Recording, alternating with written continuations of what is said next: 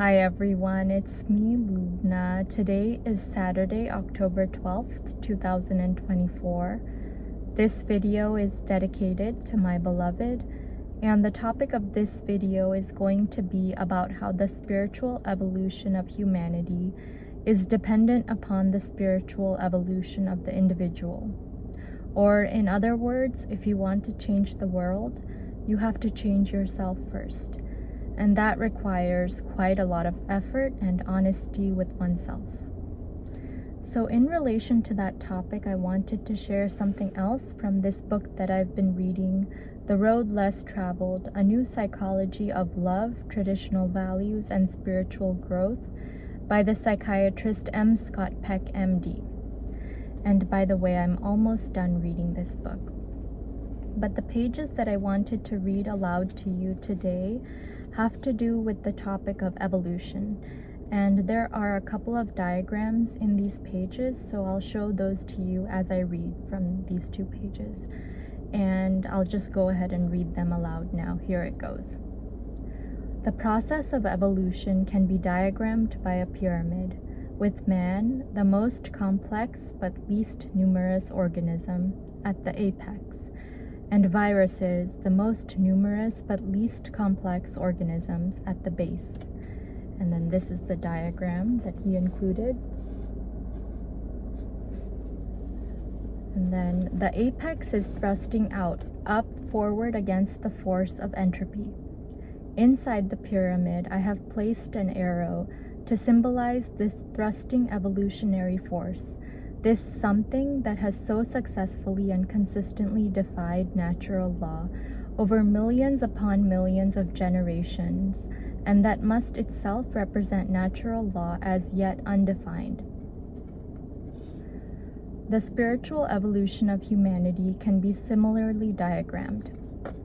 And then he included this diagram right here.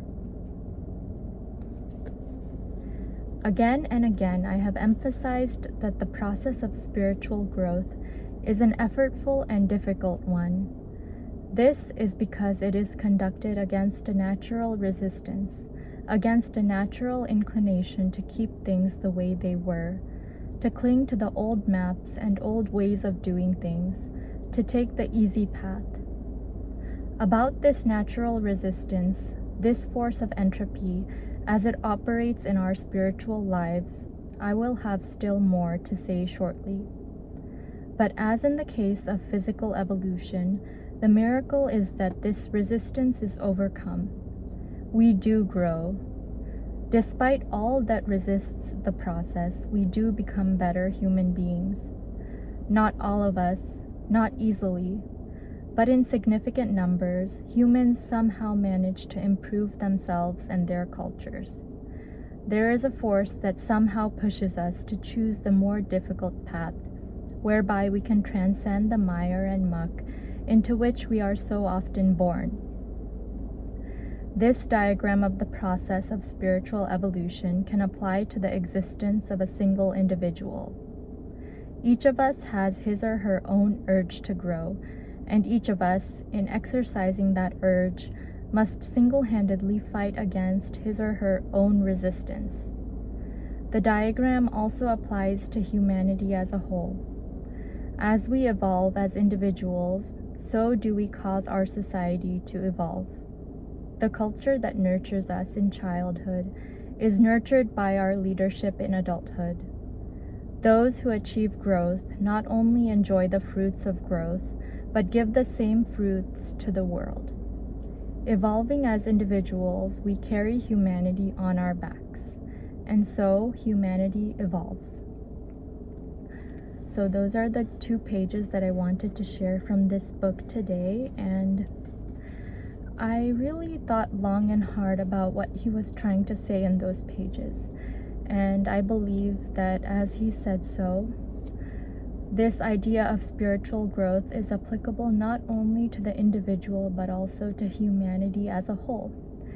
And the individual is the smallest unit of humanity.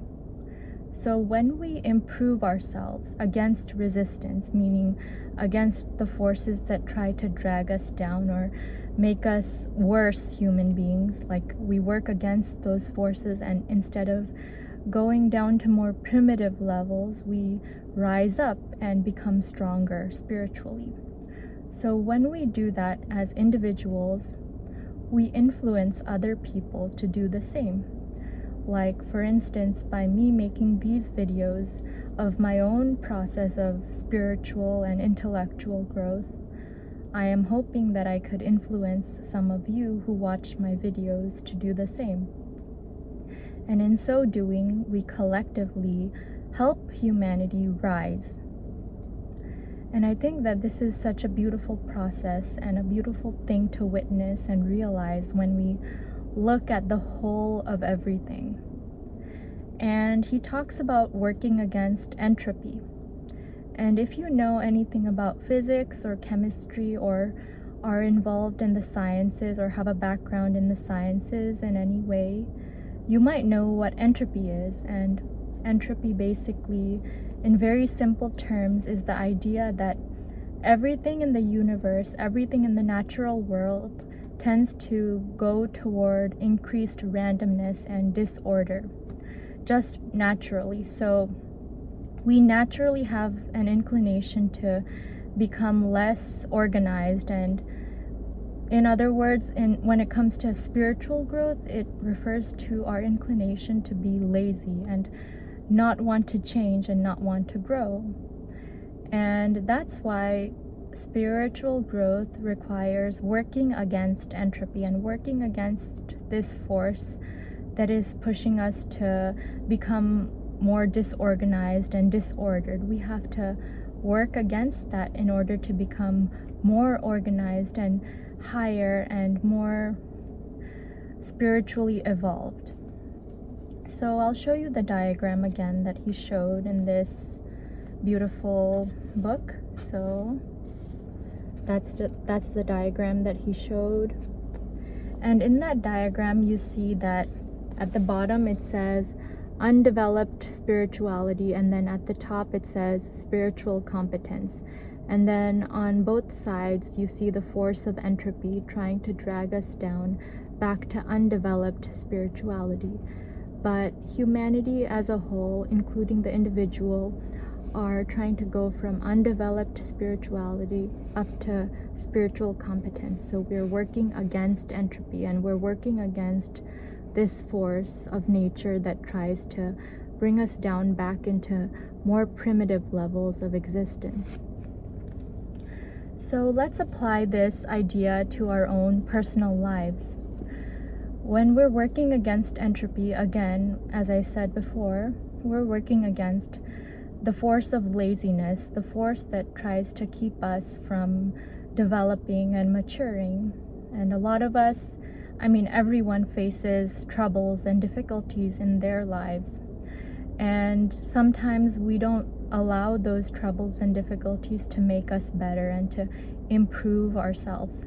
Instead, we often allow these things to make us worse and make us embittered and cynical about the world.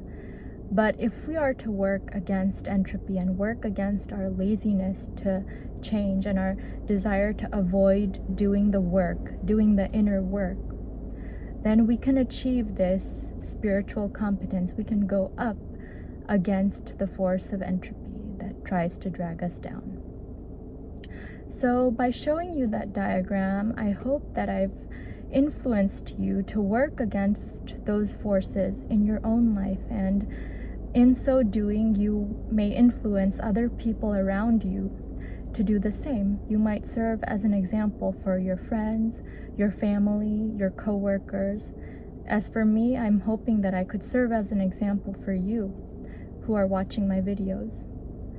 So with that, I really hope that you learned something valuable from my video today about the spiritual evolution of the individual, and consequently the spiritual evolution of humanity. And with that, I'd like to wish you a wonderful day, afternoon, evening, or whatever it is, wherever you are in the world.